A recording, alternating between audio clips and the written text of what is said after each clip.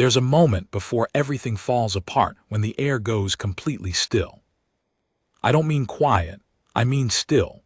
Like the universe itself takes a breath and holds it, like even time gets a little nervous about what's coming next. I've seen that stillness maybe 4 times in my life. Once on Varades when the Kreth siege cannons lit up the horizon.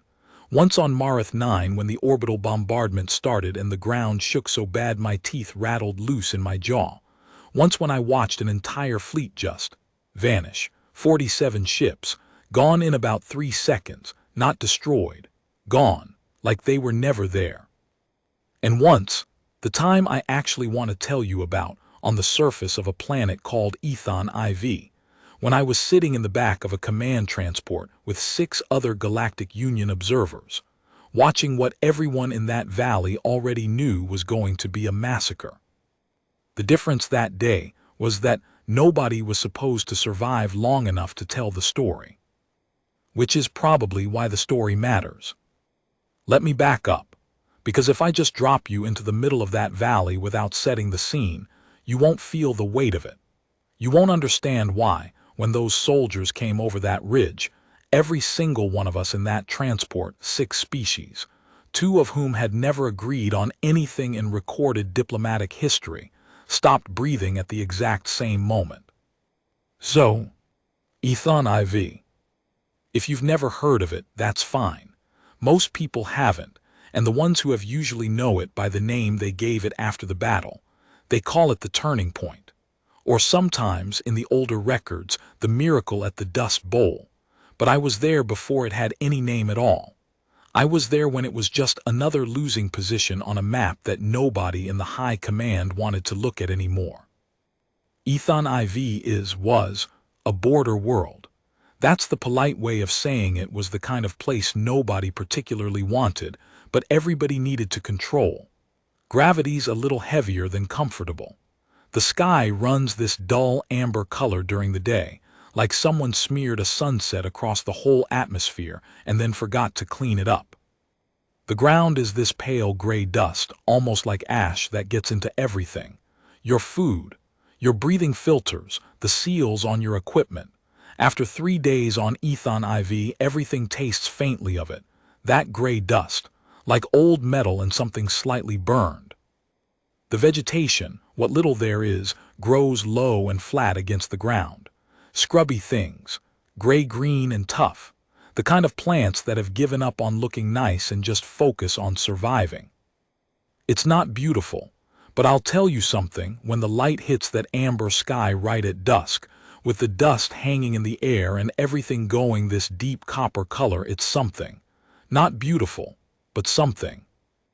I was there as part of the Union Observer Corps, which sounds official and important, but in practice meant I was the person with a data pad and a weak chair in the back of a transport who wrote down what happened so someone else could read about it later and make decisions based on information that was already 3 days old. We weren't fighters, we weren't advisors, not really. We were witnesses. That was the job. Show up, watch, document, go home if possible. The if possible part had been worrying me for about 48 hours at that point. The situation on Ethon IV, when I arrived, was already bad. That's underselling it. Let me try again. The situation on Ethon IV was the kind of bad that makes career officers go quiet when they look at the maps. The kind of bad that gets discussed in hushed tones in briefing rooms, where everyone in the room already knows the answer, but nobody wants to be the one who says it out loud. The Veth Collective, and if you don't know the Veth, I'll get to them in a minute because they matter a lot to this story, had been pushing into the Ethon sector for about 11 weeks. 11 weeks of steady, methodical, almost mechanical advance. They didn't rush. They didn't overextend. They moved like water finding cracks in stone, patient, constant, inevitable. The Union's 7th Outer Defense Fleet had tried to hold the orbital approach. They'd failed. The 12th Ground Force had been deployed to dig in on the surface. They'd been pushed back 30 kilometers in 9 days. The Marith Auxiliary Units, good fighters. I want to be clear about that. genuinely capable soldiers had been hit at Crossroads Station and were currently operating at about 40% strength, which in military terms means they were alive and not much else. And the main Union strategic reserve, the big hammer that was supposed to come down if things got really bad, was 6 days out. 6 days that might as well have been 6 years, given what was already happening on the ground. All of this, by the way, is documented in official Union records. I'm not telling you anything the historians haven't already picked over. But the official records don't tell you what it felt like to be sitting in that transport, looking at those maps, watching the position markers move backward every 6 hours when the updates came in. They don't tell you what Commander Pale Virus looked like when she came into the observation bay that second morning. She was a good officer, experienced, the kind of leader who never let people see her rattled. She was rattled. She didn't say anything.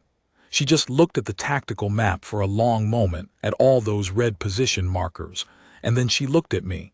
I don't know why she looked at me specifically.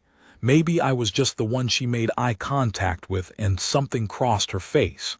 Something tired and old and resigned.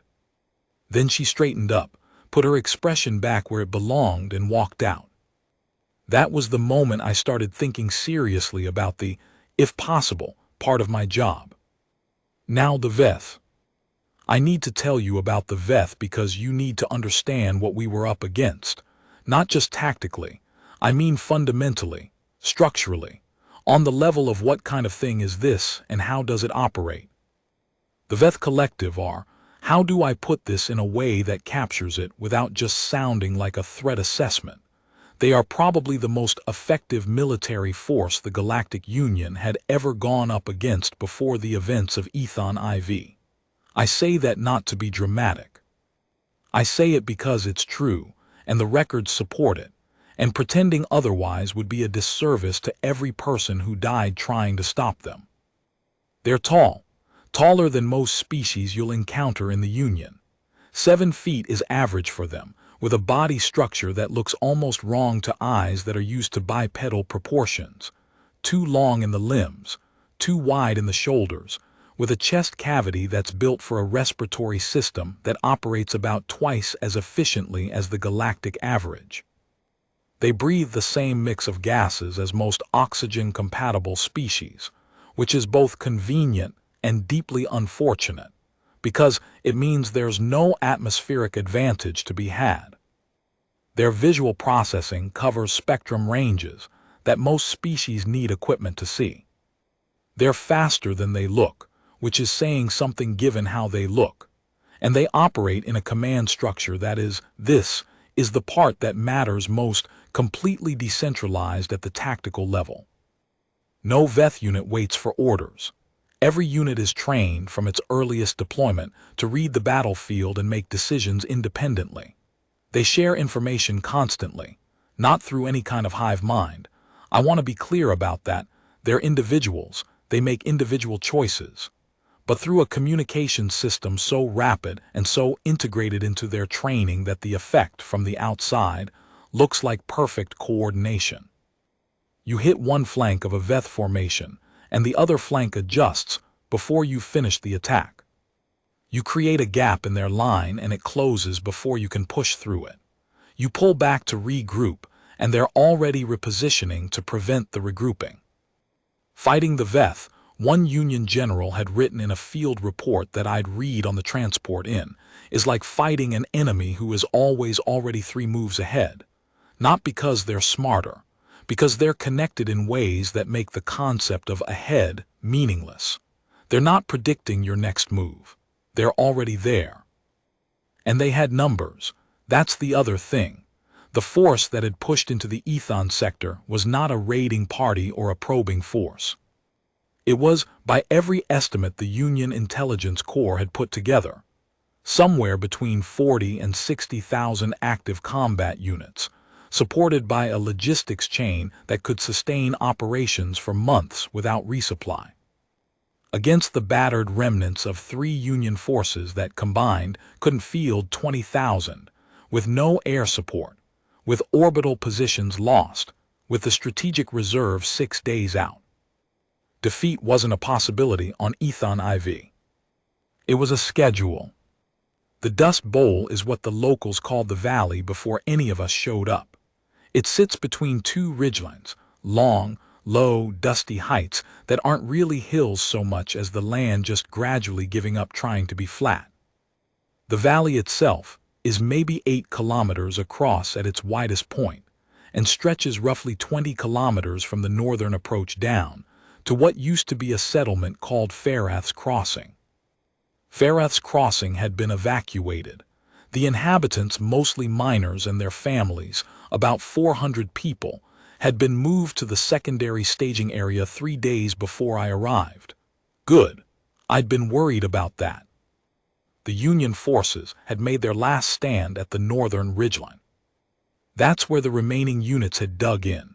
What was left of the 12th Ground Force under a colonel whose name was Sir Athoan, the Marith auxiliaries under their own officer structure, and a scattering of other units that had been gathered up as the front collapsed and folded into whatever was still capable of fighting. I want to give you a sense of what that position looked like, not strategically, physically, because I was there and I looked at it and I need you to see what I saw. The trenches had been dug fast. You could tell. The edges weren't clean. Equipment was positioned in ways that made tactical sense but looked improvised because it was improvised. The soldiers moving along those positions were dusty and quiet, not panicked quiet, tired quiet. The kind of quiet that comes from days of retreat and fighting, and not quite enough sleep, and knowing that the math doesn't work out in your favor, no matter how you arrange the numbers. But they were still there. That's the thing I keep coming back to when I think about that ridgeline. They were still there. Nobody had broken. Nobody had run. There were options, not good ones, but options for a fighting withdrawal that might have saved some percentage of those units. Colonel Sir Athoan had not taken any of them. I asked one of her adjutants why, not combatively, genuinely curious. The withdrawal routes existed. They were documented in the tactical logs. Why stay on a position that everyone agreed was not survivable? The adjutant, a young officer named Vyerk, looked at me for a moment with the kind of expression that says you're asking a question that doesn't quite translate. Then he said, "Because if we pull back, the Veth move faster, and Farath's Crossing isn't completely evacuated. There are still people there." I went back and checked. He was right. There were 11 people still in Farath's Crossing, a family who'd refused to leave and a medic who'd refused to leave without them. 11 people. And 20,000 exhausted soldiers holding a line against 60,000 Veth because of 11 people. I wrote that down in my documentation and sat with it for a while. The Veth advance began at approximately 4th hour, local time, which meant it started in darkness. That amber sky goes very black at night on Ethon IV, very black and very clear, and the stars are different there than anywhere else I've been. More of them somehow, like someone spilled them. I was awake. Most of us in the observer transport were awake. There's a particular kind of sleeplessness that comes with being in a place where very bad things are about to happen. Your body knows. Even when your mind is trying to be professional and detached and observer core about the whole situation, your body knows, and it keeps you awake looking at the dark. We heard it before we saw it. The Veth don't use sound weapons, that's not what I mean. They don't move loudly, but 60,000 units crossing the valley floor creates a sound anyway. A low, steady thing. Almost like pressure changing, like the air before a storm. The preliminary sensor reports had been coming in for 2 hours before that. The Veth had positioned their heavy units, the ones with the scaled plating and the barrier projection equipment, at the center of their formation. The flanking units were lighter, faster. The command interpretation was clear. Push through the center, roll up the flanks, don't let anything reorganize. Standard Veth doctrine. It had worked 37 times in recorded engagements. The Union position fired first. Of course they did. Everything they had: artillery positions, rail units, the 3 operational air defense platforms that were still functioning, directed energy emplacements. The night lit up like something was trying to be born in the wrong place. It was impressive, genuinely. For about 4 minutes, watching from the transport, I actually thought maybe the estimates are wrong, maybe they can hold this. Then the VETH formations adapted. They didn't stop. They shifted. The center absorbed the artillery fire and kept moving, those scaled units shrugging off hits that would have stopped anything the Union had fielded before, while the flanking elements melted sideways, found the gaps between the defensive emplacements that the improvised positioning had created, and started moving through them. Not slowly, not carefully. Vast. The left flank broke first. I watched it on the tactical display, those position markers moving, changing color, some going dark altogether. There were voices on the comms channels that I shouldn't have had access to, but did, because the observers had been patched in for documentation purposes, and the voices were controlled and professional right up until they weren't. Left flank is gone, a flat voice. Repeat, left flank is compromised. We have VETH units entering the secondary. Static. Then another voice, different frequency. This is Surathoan to all units. Hold your positions. I say again, hold your positions. Strategic reserve is en route. En route 6 days out. Hold your positions. In the back of the transport, one of the other observers, a Marith diplomat named Counselor Veith, who I'd had disagreements with on 3 separate policy issues and genuinely didn't like very much, reached over in the dark and gripped my arm. Not speaking, just holding on. I let her. I should tell you that I'm not a military analyst. I don't have the training to properly break down what I'm about to describe in tactical terms. What I can tell you is what I saw and what it felt like, and what the people around me did and said, because that's what I was there to record, and that's what I'm giving you.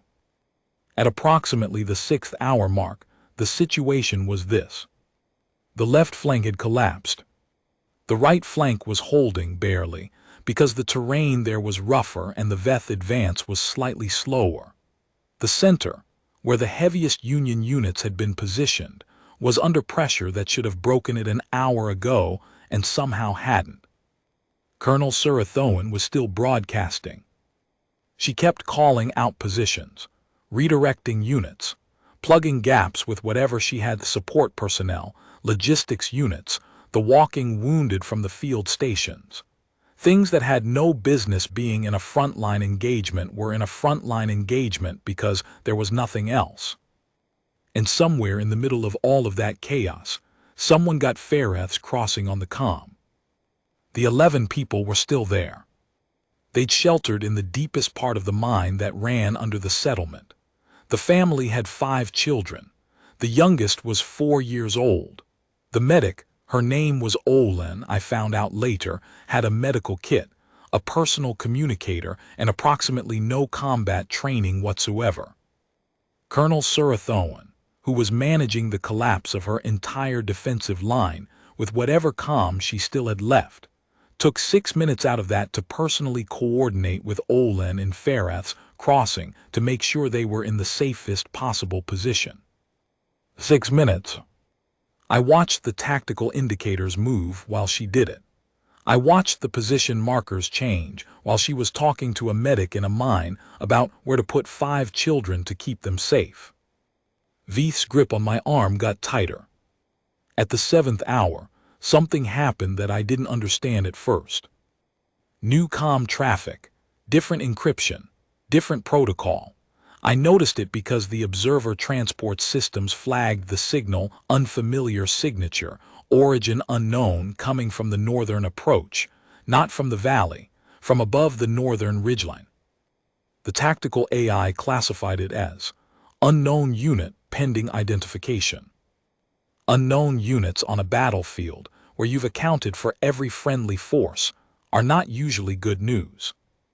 I keyed the observer comm, Command, this is Observer KL7. I'm seeing an unidentified signal on the northern approach. Can you confirm? A pause longer than I liked. Then Vyark's voice, Surathoan's adjutant, and something in it had changed. Something I couldn't quite name yet. Observer KL7, we're confirming now, stand by. Another pause. Then quiet almost to himself, they're early. I heard someone else in the background, I don't know who, just say, "Oh." Not an alarmed "oh," not a frightened "oh." The kind of "oh" that you say when something you'd given up hoping for shows up anyway. The strategic reserve was 6 days out. I want to be absolutely clear about that because it matters for what comes next. The strategic reserve, the Union's main force, the heavy fleet, the reinforcement that was supposed to change the math, was 6 days away from Ethon IV. That was confirmed. That was documented. That hadn't changed. What nobody in the command structure, including the Veth, had properly accounted for was the advance element. The Union had a lot of different member species. Dozens. Some fought, some didn't. Some contributed fleets, some contributed resources, some contributed diplomatic weight. The contributions varied by species, by treaty, by circumstance. And then there were the humans. Earth had joined the Galactic Union 9 years before the events of Ethon IV. 9 years, which in galactic political terms is barely long enough to get the diplomatic credentials sorted out properly. They were new. They were small, one planet, one inhabited moon, early-stage colonization on a handful of nearby rocks. Their technology was behind the Union average in almost every category. Their population was large by some measures, small by others. What they had, what I did not fully understand until 7th hour of the battle at the Dust Bowl, was a different relationship with the concept of getting somewhere fast. The strategic reserve was 6 days out. The human expeditionary element, 412 soldiers, 3 dropships, and whatever they'd been able to carry, had been operating on the outer edge of the Ethon sector when the situation deteriorated. They'd rerouted. They'd pushed their drives past the rated limits. They'd done calculations that their own engineering teams had apparently described as optimistic at best and suicidal at a stretch. They'd gotten to Ethon IV in 4 days. And then, because apparently doing the impossible in 4 days wasn't quite enough, they'd spent the remaining time not making contact with the command structure, not announcing their arrival through proper Union channels, not doing any of the things that any other unit in the Union military would have done when arriving at a contested zone. They'd been watching the battle unfold from the northern approach for 2 hours, doing their own assessment, figuring out where the line was breaking and what specifically 412 people could do about it. The signal I'd flagged was their first broadcast, timed, as I later found out, to go out at the exact moment they decided the plan was set. 412 humans against 60,000 Veth. And they had a plan. I heard the human commander before I saw any of them. She came on the comm in English, which got automatically translated by the observer systems, and the translation was fine, technically correct, but there was something in the cadence of it that the translation slightly missed, something that was in the rhythm of how she spoke more than the words themselves. Her name was Major Theodora Vance. She was 41 years old, which I know because I looked it up afterward. At the time, she sounded like someone who had considered the situation very carefully and arrived at a set of conclusions that she was now going to act on regardless of what anyone else thought about them. Command, this is Human Expeditionary Element, Vance commanding. We're on your northern ridge. We have eyes on the whole valley. Here's what we see. She laid it out. Fast, precise, not a word wasted.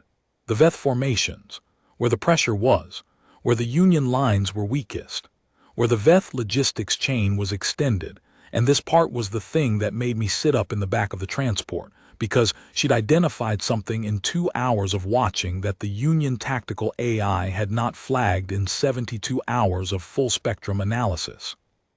The VETH Center, the heavy-plated units, the ones that had been absorbing all the artillery fire, were not, as they appeared, simply advancing. They were covering something, a secondary formation behind the main line. A coordination element, not quite a command center. The VETH were too decentralized for that, but something analogous. The unit that was maintaining the synchronization across the whole collective formation. If you disrupted that unit, you didn't destroy the VETH. They'd still function. But for a window, a short window, maybe minutes, the famous VETH coordination would degrade. The formations would still move, but they'd move slightly less perfectly. They'd respond slightly less instantly. In a battle where the VETH advantage was measured in fractions of seconds, slightly less instantly might be enough. Might. Surathoan came back on the comm. Her voice was careful. Major Vance, what are you proposing? We hit the coordination element from the ridge, draw their center. When they rotate to address us, you push everything you have left into the gap on the right flank. We meet you somewhere in the middle. Silence on the comm. Then, Major Vance, you have 412 personnel. The VETH Center formation alone has. I know how many they have, Colonel. Another silence. You understand what I'm asking you to confirm you understand. Yes, ma'am. A pause. Then, just as calmly, we're not planning to die up here, but we're not planning to wait around and watch your people get rolled up either. So one of those things is definitely happening tonight, and I'd rather it wasn't the watching part. Something in the background behind Vance's voice, not words, something almost like laughing, quiet. The kind of thing that happens when people are past the point of pretending something isn't what it is, and they're doing it anyway. I've read the tactical analysis that was done after Ethon IV. There were 3 separate Union military reviews, 2 academic papers from the Galactic Institute of Strategic Studies, a documentary that I didn't watch because the person they got to narrate it had a voice that annoyed me. All of them try to explain the human expeditionary element's assault on the VETH Center formation in terms that make tactical sense. And it does make tactical sense now, looking back, with the benefit of knowing it worked. The positioning was intelligent. The timing was coordinated. The targeting of the coordination element was genuinely insightful. But none of those analyses quite capture what it looked like from inside the observer transport, sitting on the edge of that valley, watching it happen in real time. I'll try. The ridge lit up at 07:23:14 local time. I have the timestamp because I was documenting and I wrote it down at the moment, slightly awed by my own professionalism given that my hands were shaking. 412 humans, and everything they'd carried across 3 dropships came down off that northern ridgeline in a coordinated assault that was, I'm going to use a word that I don't use lightly, ferocious. Not reckless, not suicidal, not the way that word usually gets applied in these situations. There was nothing careless or desperate about what they were doing. But there was a quality to it, a forward-pressing, obstacle-ignoring, setback-absorbing quality that I had not seen in any other fighting force in my career and have not seen since. The VETH heavy formation turned. That's the key thing. That's what Vance had predicted and what she'd counted on, and she was right. 60,000 VETH in their decentralized perfect coordination recognized a threat on the ridge and redirected. Not all of them, not even most of them, but the center pivoted. The coordination element, suddenly exposed and under direct fire, began moving. And in that movement, in that adjustment, the synchronization across the whole collective formation, just for a moment, just for a fraction of a moment, slipped. Surathoan moved everything she had left. Everything. The walking wounded, the logistics personnel, the support units that had been holding the secondary lines, Whatever was still capable of moving, she pushed into the right flank. I watched those position markers change direction on the tactical display. After hours of moving backward, they moved forward. It was the most significant thing I had ever watched a collection of colored lights on a screen do. I want to tell you about one specific thing I saw during those next 40 minutes, because it's the image that stayed with me, that I think about still when Ethan IV comes up in conversation. The Veth adaptation came fast. Of course it did. This was the Veth Collective, the most tactically adaptive force in recorded history. The slip in coordination lasted maybe 4 minutes before their formation reorganized. In those 4 minutes, the Union right flank pushed through and started threatening the Veth rear positions, which bought time, bought the whole engagement a new shape. But the Veth center reformed and turned back toward the ridge. And the human expeditionary element was still on that ridge. 412 people. What they did in the next 20 minutes is, I don't have good words for it. I've tried to find words for it multiple times. The official language in the Union reviews is sustained combat effectiveness under superior force engagement, which is technically accurate and tells you almost nothing about what it actually looked like. What it looked like was, they held. Not comfortably, not easily, not with anything that resembled the calm, coordinated response you'd see in a drill or a training exercise. It was ugly and loud, and the casualties were real, and the position contracted and expanded and contracted again. But they held. I picked up fragments of communication from the human element during this period. Not full conversations, the comms were thick with data and I only caught pieces. But what I caught? A voice I don't know who's saying, left side, cover the left side, Martinez is. Another voice, I see him, moving. A different voice, very calm in a way that felt deliberate, like someone was choosing to be calm. Pressure's up here, Vance. We're good, still good. And Vance herself once, I know, stay in it. Stay in it. Simple, almost nothing. The kind of thing you say when there's no time for anything more complicated, and the simple thing is enough. They stayed in it. At 08:11:07 local time, the Veth collective formation began to pull back. Not all of them at once, not immediately. It took another 11 minutes for the full withdrawal to become clear on the tactical display, and for another 7 minutes after that, I wasn't certain what I was seeing. My brain kept trying to correct it, kept insisting that the colored lights on the screen were showing me something wrong, that the Veth didn't pull back, that this wasn't the kind of engagement where. Veeth, the Marath diplomat, who was still holding my arm, said it first. They're withdrawing. Very quietly, almost a question. I think so, I said. We sat there for a moment in the darkness of the transport, watching the tactical display, while 60,000 Veth collective units began a controlled, disciplined withdrawal from the Dust Bowl Valley on Ethan IV. The reason and the analysts have debated this, and there are multiple competing theories, and I don't pretend to have the definitive answer. But the reason I believe, having watched it happen, is this. The Veth had never encountered anything they couldn't adapt to, coordinate around, and overcome. In 37 recorded engagements, their system had worked without exception. The decentralized command, the instant adaptation, the perfect coordination, it worked. Every time. What happened at the Dust Bowl wasn't that the system failed. The system kept working, but the human expeditionary element was doing something that the system kept generating the wrong predictions for. The Veth coordination was built on the assumption that every unit, when faced with sufficient force and sufficient cost, would behave in a way that was ultimately rational, would weigh the odds, would seek the position of least resistance.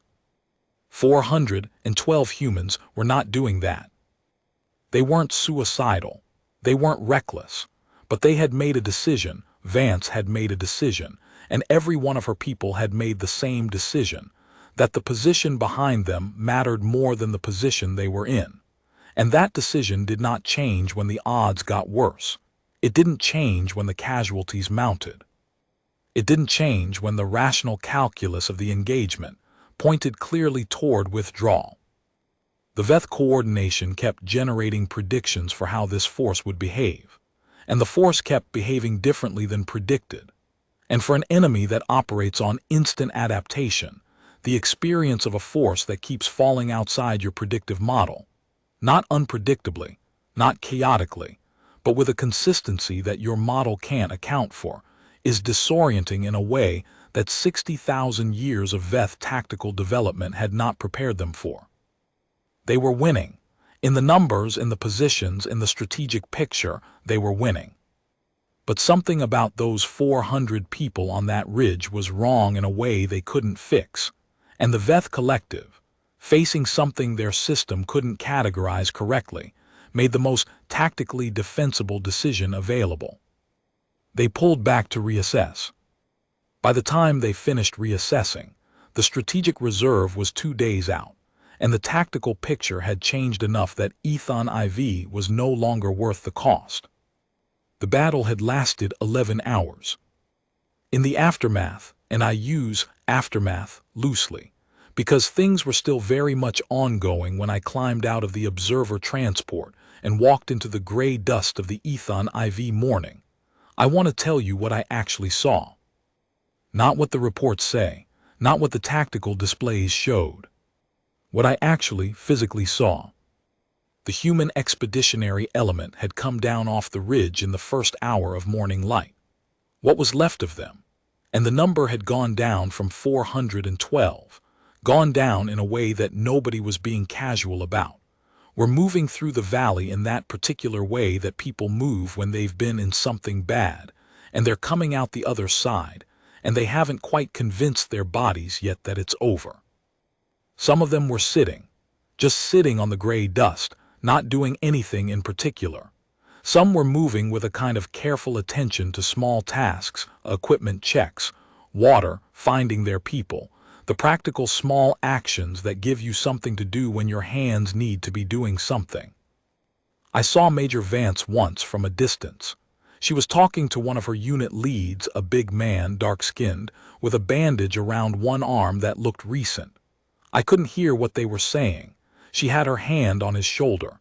He said something and she nodded. That was it. That was the whole thing I saw. But I wrote it down. I wrote it down because it was the most normal thing I'd seen in 11 hours, and somehow that made it the most important thing. The whole extraordinary night, everything that those 400 people had done, that ridge, that valley, those 60,000 Veth pulling back into the dark. And here was this moment where Major Vance had her hand on her soldier's shoulder, and she was nodding at something he'd said. Like people do. Like tired, real people do when something is over and you're glad and you're sad, and you're just glad, and there are no words for the whole shape of it. I found out about the 11 people in Ferrath's crossing later that morning.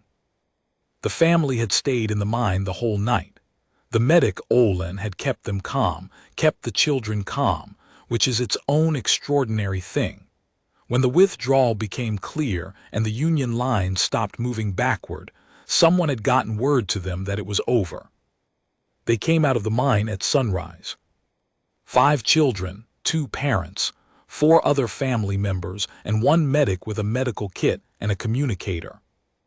I wasn't there when they came out, but I read Olin's account later. She said that when they emerged from the mine and stood in the morning light, the youngest child, 4 years old, looked up at the amber sky and said something in a language I don't speak, which Olin translated as approximately. The stars went away. Because it was daytime, because the night was over, because the black sky with all those spilled stars had turned back to amber. Just that, just a child noticing that the stars were gone because morning had come. I cried when I read that. I'm not embarrassed about it. The official Union recognition ceremony for the human expeditionary element was held 6 weeks later on a station called Varades Prime, which is where I was stationed, and which is why I was there. Major Vance came up to receive the Union Medal of Collective Service, which is the highest honor the Union gives to non-member forces. Humans were still technically associate members at the time, and she shook hands with 6 different dignitaries with the same expression throughout, which was polite and professional and slightly difficult to read. Afterward, in the reception that followed, I found her standing near a viewport looking out at the stars. I introduced myself, told her I'd been in the observer transport at the Dust Bowl, that I'd written the official witness account.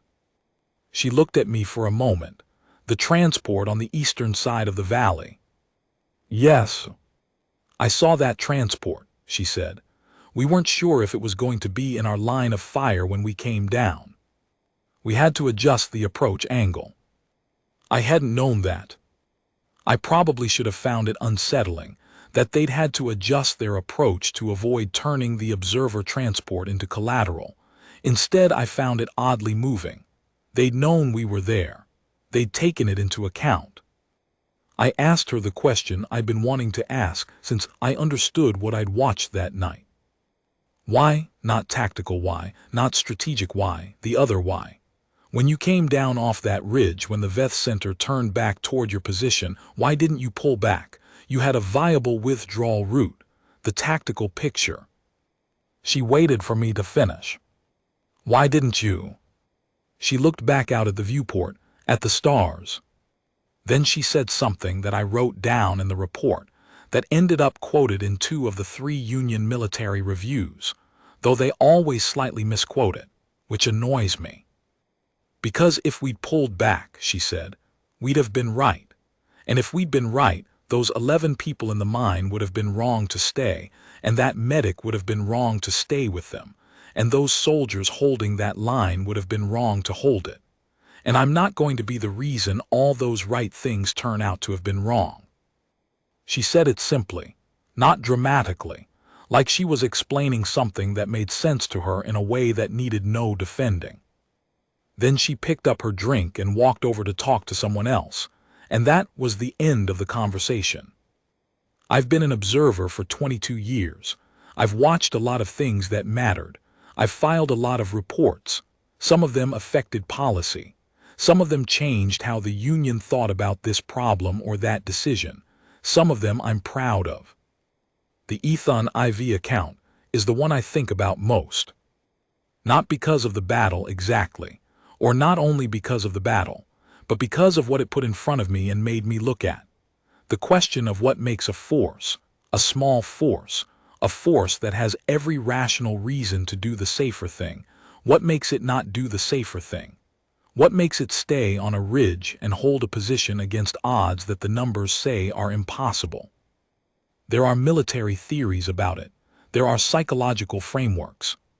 There are leadership models and unit cohesion studies and strategic culture analyses. I think the human expeditionary element at the Dust Bowl held that ridge because a medic named Olin held a mine with 11 people in it, because it was the right thing to do. And they knew that, and they weren't going to be the reason it wasn't. That's it, that's the whole thing. And it turns out, which is the thing that I think about, that keeps me awake sometimes, the useful kind of awake where you're thinking about something true. It turns out that sometimes that's enough. Sometimes the thing that was inevitable isn't. End of Part 1. Observer KL7 account continues in Part 2, The Reckoning at the Valley's Edge. I'm going to tell you something that the official records don't. The official records are good. I've read them. Some of them are real good, actually, especially that Observer KL7 write-up, because he was there and he was paying attention and he wrote it down honest, which not everybody does in my experience. People who weren't in something tend to describe it the way it should have gone rather than the way it actually went. People who were in something tend to describe what they felt, and feelings compress time and emphasize things that mattered to them personally. Both problems. KL7 did better than most. But there are things he didn't see. Things nobody outside our element saw because they happened inside the element in the dark, on that ridge, in the hours before the battle started and during it and after. I'm going to tell you some of them. My name is Emery Drask. I was a field sergeant in 3rd Drop Company, Human Expeditionary Element, Ethon IV deployment. I've been asked to provide this supplementary account for the historical record. I'm going to tell it the way it happened, as best I can remember it, which is pretty well, because the kind of night we had on that ridge is the kind of night you don't stop remembering even when you want to. We got to Ethon IV 4 days after we were supposed to get there. And when I say supposed to get there, I mean 4 days after the strategic reserve was scheduled to arrive. We weren't even supposed to be on the Ethon approach. We were 3 jumps away running outer sector patrol when the signal came in about the Veth advance, and the command chain collapsed fast enough that the priority alert went out broad spectrum. Major Vance got the alert at 02:00 station time while she was, I believe, eating a sandwich.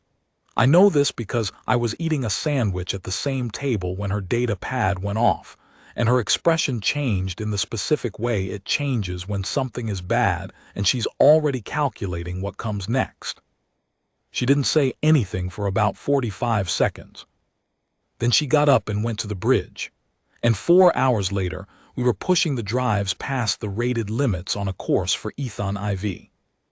The engineering team, and I want to acknowledge Petty Officer Reina Castillo here specifically, because she's the one who ran the calculations and she's the one who said, and I'm quoting from memory, "The math says it's possible if you don't care that much about the drives being functional when you get there." And Vance said, "I don't," and Castillo sighed like someone who has accepted her fate and then got back to work. We made it in 4 days. The drives were not, in the formal engineering assessment conducted afterward, functional. We got there anyway. 2 hours in orbit before we made contact with the surface. 2 hours that Vance spent watching the battle unfold on the tactical feed, talking to maybe 5 people the whole time, eating nothing, sleeping nothing, just watching. I've served under Major Vance for 11 years. I've watched her make decisions in situations that were bad and situations that were worse and a few situations that had no good outcomes, only less bad ones. I know how she looks when she's working. There's a quality of stillness that comes over her, not the absence of thought, more like the concentration of it. Like all the thinking has moved inward and you're just watching the surface while the whole engine runs underneath. She was very still for 2 hours. Then she turned to Lieutenant Calloway and said, "Here's what we're going to do." The plan was, look, I'm not a strategic analyst either. I'm a field sergeant. My job is knowing what's happening immediately in front of me and immediately to my left and right, and knowing how my people are and what they need and how much they've got left in them. Big picture tactical planning is above my pay grade.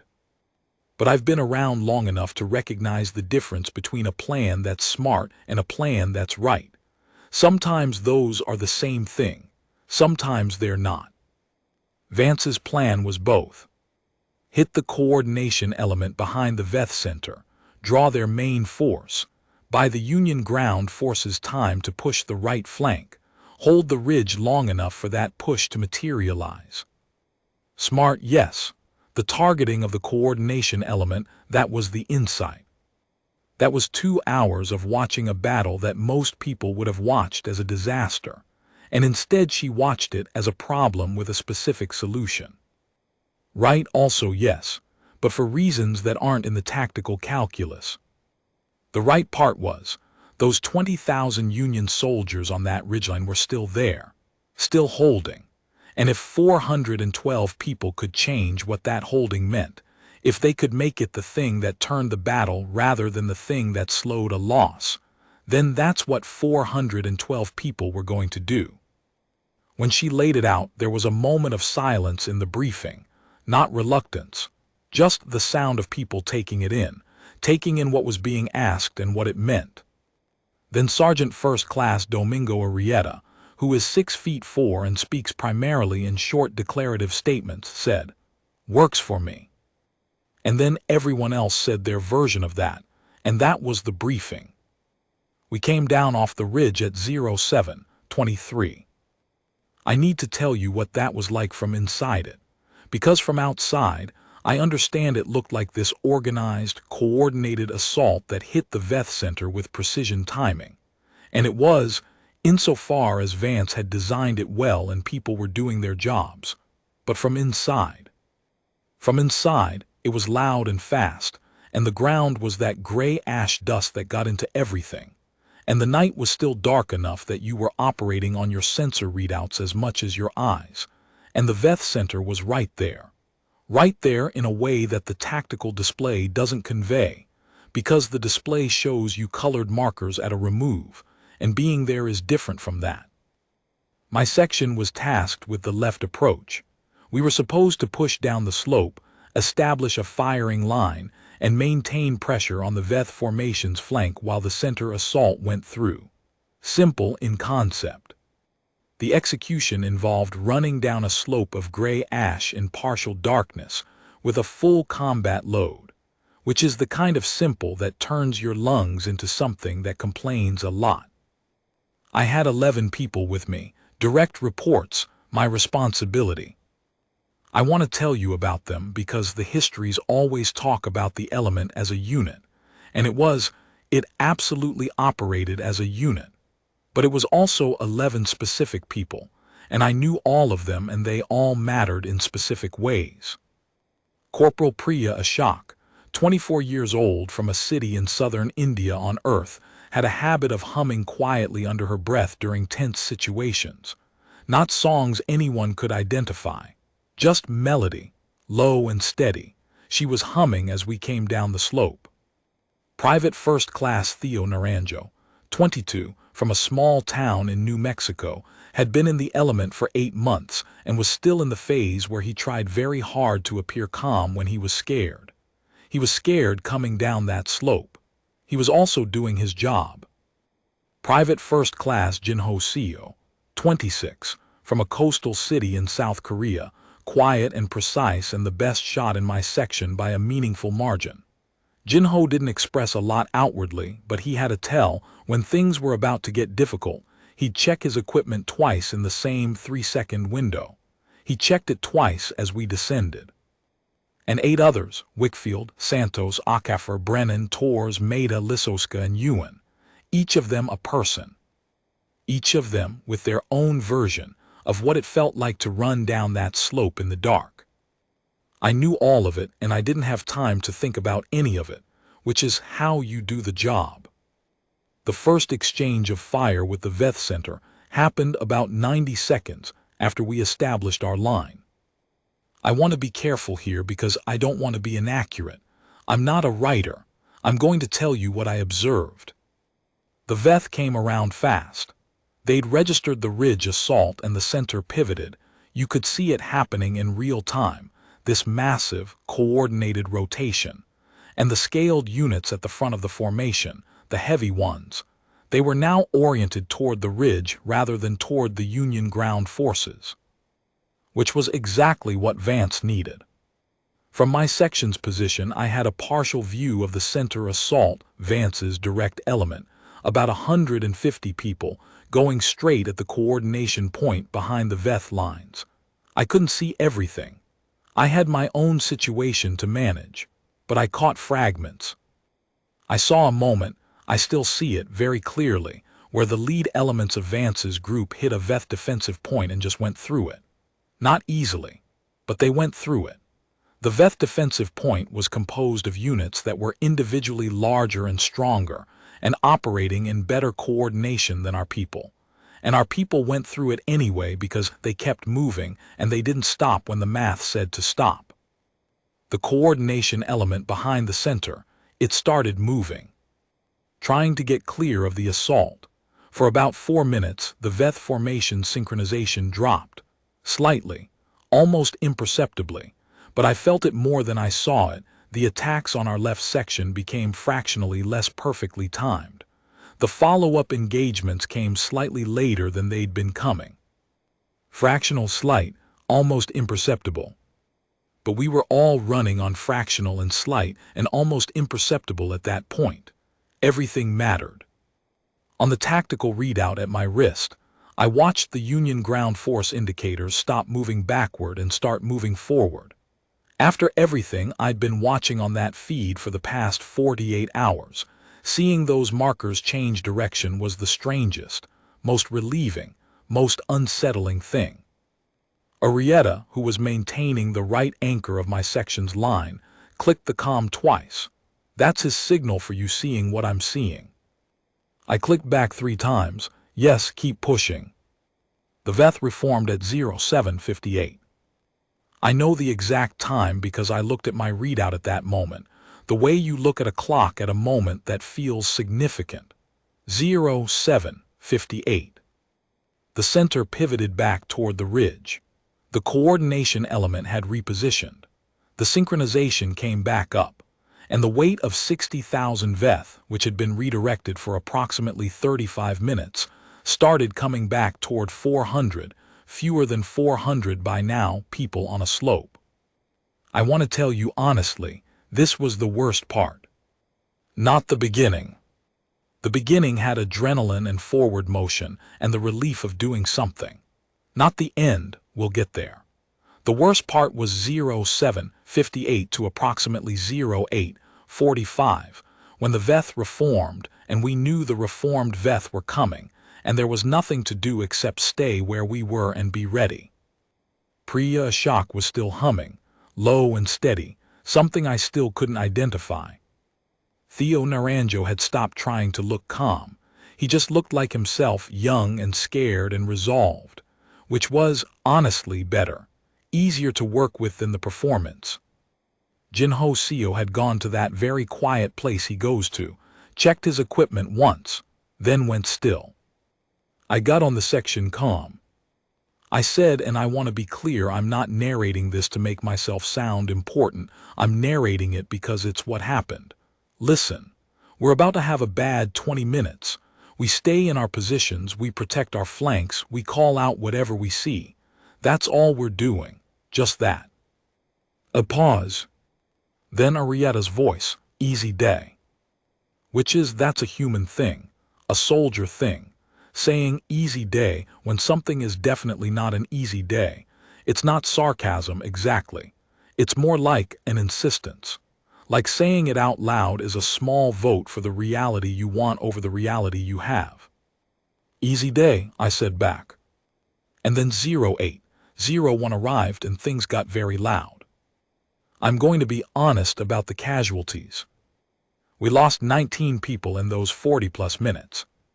19 out of 412, which the after-action analysis describes as significantly below projected losses given force disparity, and which is, those two descriptions coexist in me, and I hold both of them because both are true.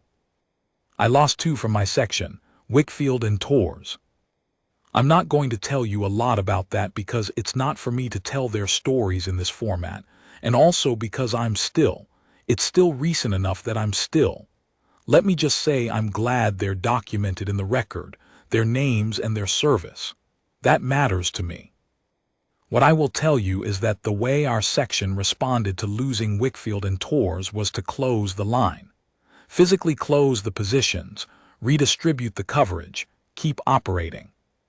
Not because we didn't feel it, but because that's what you do.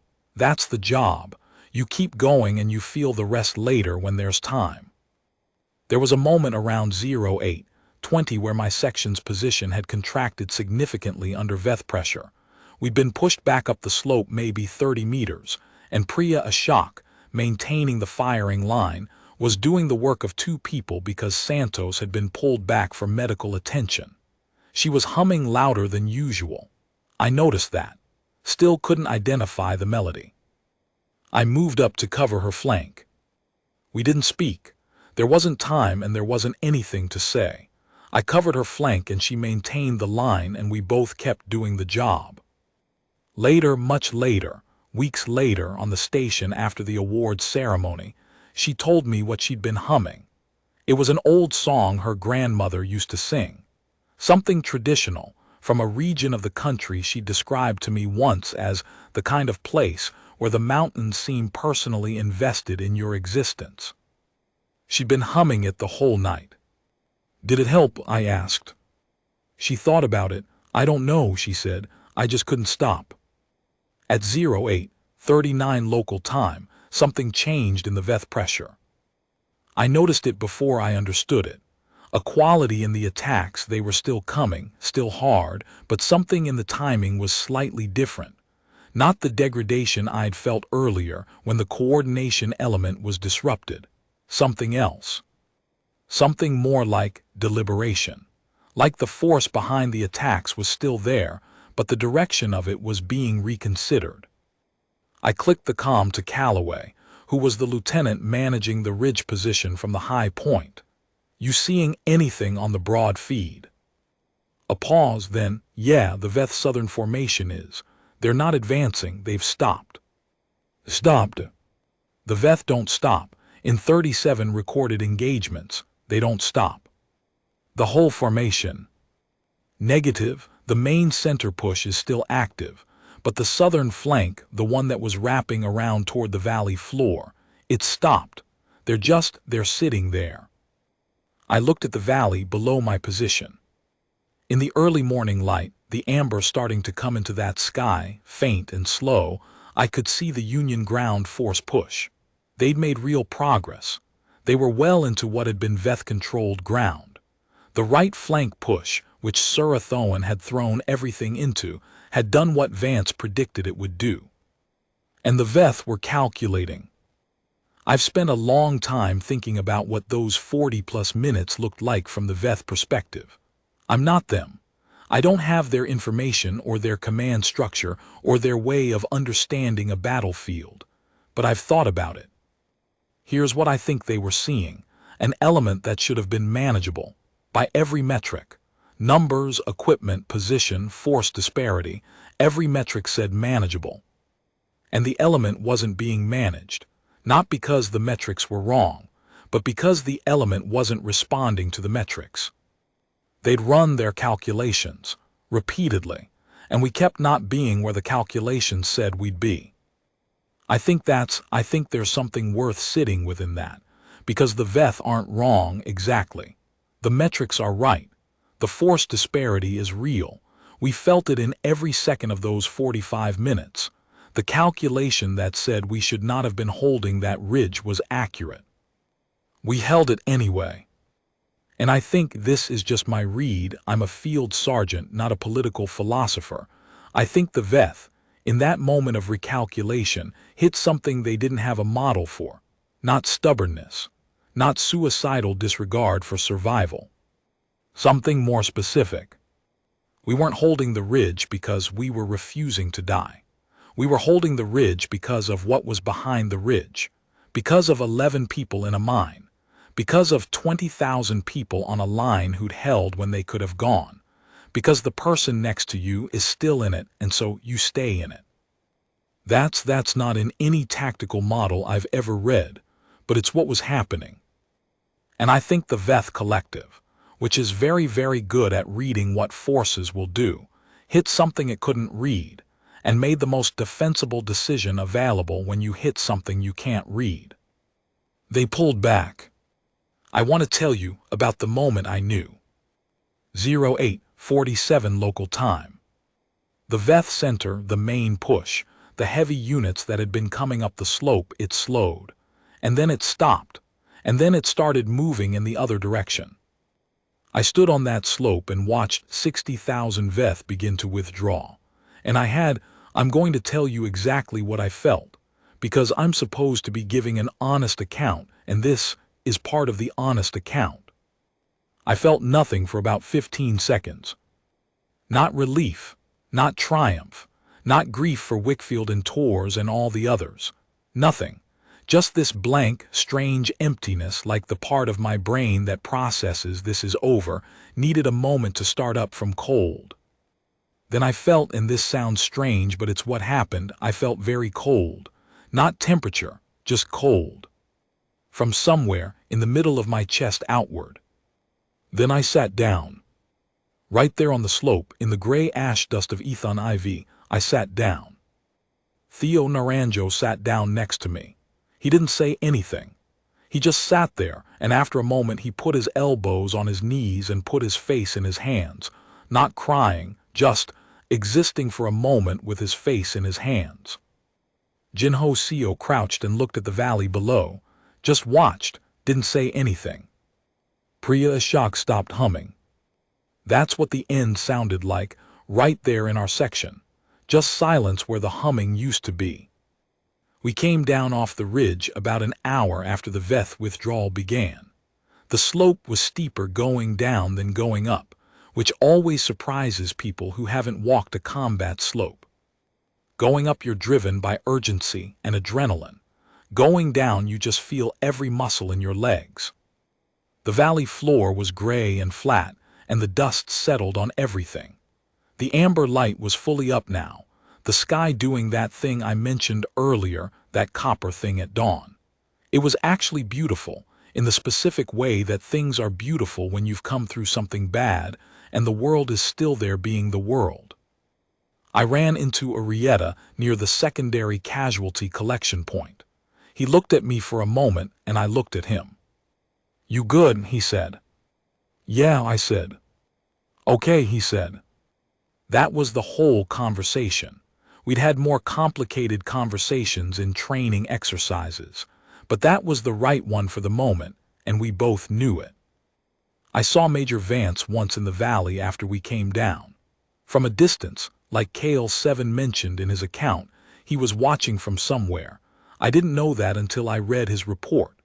She was talking to Sergeant First Class Marcus Webb, who'd taken a hit in the final hour of the Ridge engagement and had his arm bandaged.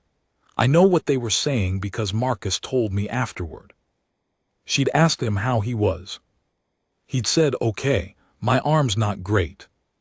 She'd said, "I know, Castillo says you'll have full function." He'd said, "Good, because I need the full function." She'd nodded. That's it. That's what Kale 7 saw and described as the most normal human thing in the whole extraordinary night. Major Vance's hand on Marcus Webb's shoulder. And he's right, it was normal. It was exactly what it looks like when someone checks on someone else. No performance, no ceremony, just the thing itself. The awards ceremony was 6 weeks later, and I've already told you Vance received the Union Medal of Collective Service. What I haven't told you is what happened after. I was at the reception. I saw Vance talking to Kale 7. I didn't know who he was at the time, just saw him approach her at the viewport. They talked for maybe 10 minutes.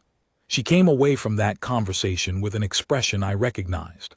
The look of someone who's been asked a real question and given a real answer, and now has the slightly tired, slightly satisfied feeling of having said something true. I asked her about it later. What had he asked? She paused, the way she pauses when she's deciding how much to say. Then, he asked why we didn't pull back when the math said to pull back. "What you say?" She told me. The thing about the medic in the mine, the thing about being right, the thing about not being the reason the right things turned out wrong. I thought about that for a while. "That's why I serve under you," I told her. She looked at me. "Why?" "Because you always know which right thing you're doing, and you never confuse it with a different one." She didn't say anything for a moment. Then, "Go eat something, Drask. You look like you haven't eaten since Ethon." "Probably because I haven't." "Go." I went. There's a thing that happened after Ethon IV that I think deserves to be in the record. The Veth Collective sent a communication to the Galactic Union High Command approximately 11 days after the battle. Not a surrender. The Veth hadn't surrendered.